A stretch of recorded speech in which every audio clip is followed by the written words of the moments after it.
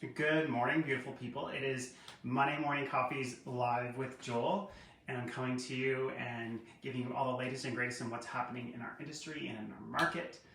So today I'm going to talk about the average price of a home, average incomes, and how this is all having an effect on what's happening in the different parts of our market. So grab your coffee and let's get started.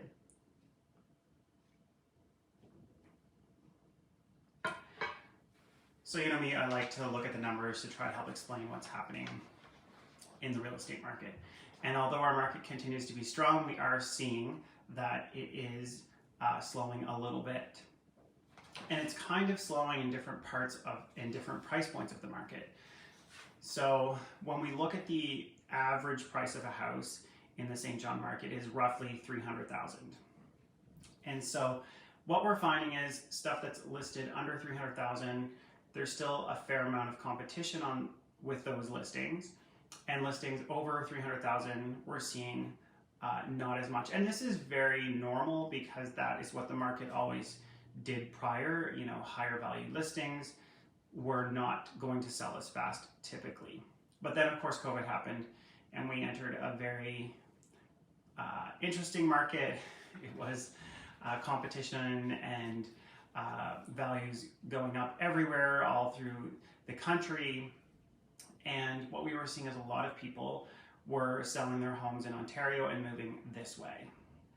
They were able to afford more expensive housing than the average local person was able to afford. So we were seeing crazy competition happening on listings in almost every price point at one point in the height of the pandemic. So what we're seeing now is some cooling. We're not seeing what's happening in Ontario yet. You know, they're posting quite a reduction in terms of number of units sold, 30 and 40% types of reduction in terms of units sold. We're not seeing that here at this point. However, it is having an effect because we're seeing that demand isn't quite what it was. However, one thing to keep in mind is supply.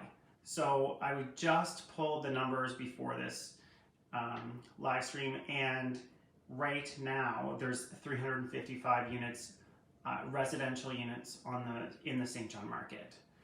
So I didn't pull all of St. John when I typically talk about this. I'm just pulling my trade area, which is St. John itself, Grand Bay, Westfield, Welsford, Quispamsis, Hampton, and so this side of Sussex and this side of Fredericton, not including Charlotte County. So I didn't pull those. Those are technically different markets in my opinion. So for the St. John market, 355 listings. Again, you know, we saw it dip down in January to 231 listings, and we saw in May that it was 366 listings. So we're down even from May, which is interesting that typically July and August we're going to see usually higher numbers of people listing in the summertime, but we're not seeing that.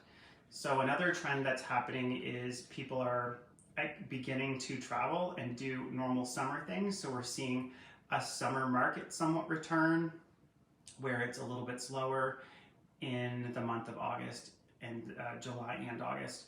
We're expecting a little bit of an uptick in September when people return back to school and they start thinking about getting in their home before the winter season, that sort of thing. So we are expecting to see that. But I guess one thing to keep in mind is, so, you know, what is the average person in the St. John market able to afford? So I went on to StatsCan this morning and I pulled off the average income in the St. John area, and it's about $62,000. So based on that average income and putting 5% down, which would be $15,000 on the average home price, which is $300,000, that is basically what the average person can afford with 5% down up to $300,000. So then it starts to make a lot of sense. So that's why we're seeing the market a lot tighter. And by that I mean more competition in the homes that are priced anywhere from 0 to 300,000. I mean, obviously not 0, but you know, 100,000, between the 150,000 to 300,000. Still a lot of competition happening there. but not what we were seeing. You know, we were seeing 15, 20 offers. Now we're seeing 5 or 6. So still happening, but not to the same degree. Again, we just have less people that are qualified to buy, because another thing that has happened with interest rates on the rise, it has actually affected people's buying power. So at 2%, you may have been able to afford a $350,000 mortgage.